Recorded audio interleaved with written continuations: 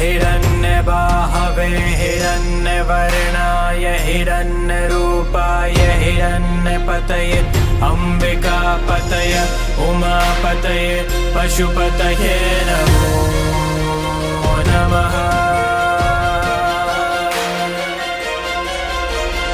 ॐ नमो हिरण्यबाहवे हिरण्यवर्णाय हिरण्यरूपाय हिरण्यपतये अम्बिकापतये उमापतये पशुपतये नमो नमः।